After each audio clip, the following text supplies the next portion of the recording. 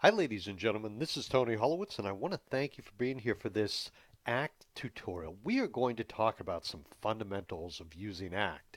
And sometimes when I do these tips, I don't always hit this stuff because I make the assumption that you know certain things. But in this tutorial, we are going to take a look at some of the menu items, actually one particular menu item, the File menu. So way up here on the left-hand side of ACT, I'm going to click on File, and we have some options that pop up here. The first one is New Database.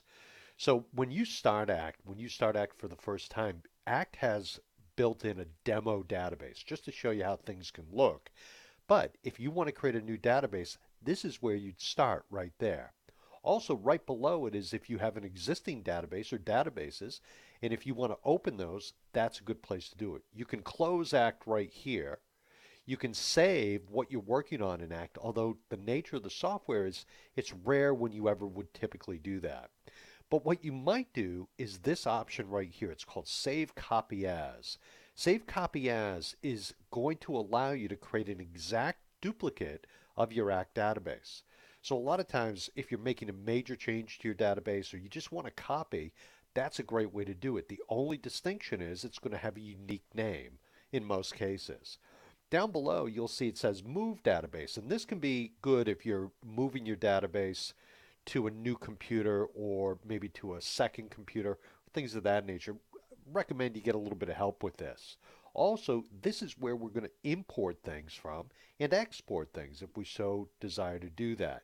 Importing, again, that's another one of those areas, depending on what you're trying to import, I do recommend you get a little help with because that's not something we do all the time. And it's something that a good set of eyes on your data and what you're trying to accomplish, it's good to have some information on that and some good training or backup or someone like me to help you get through that. Another thing is you can back up your data here. You can back up your database or what are called personal files, and I'll get into that at another time. If you're here to back up your database because you're doing it by hand, the reality is you can set up the Act scheduler to back up your data automatically. But this is good to do again if you're making some major changes to your database. Once you make that backup, you can restore that backup or restore data from another backup by using the restore function. Here you can use set password. This is something that I rarely ask people to get into because you want to be careful with this as far as setting passwords within your database. Tread cautiously here. Also, you can print from this point, but printing is one of those things that I rarely do from this point, or even printing the current window. Just because of the nature of the kinds of things you might print, you got to sort of find those things first. More on that in another tutorial. Last but not least, down below, these are a list of the most recent databases, the four most recent databases you had open. So if you are quickly trying to find a database, come look at this list first and you'll find it there.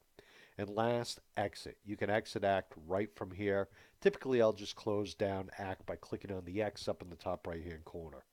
But that's the file menu. Those are some of the things you can do with it. Hope this was helpful. You have a great day. Thank you.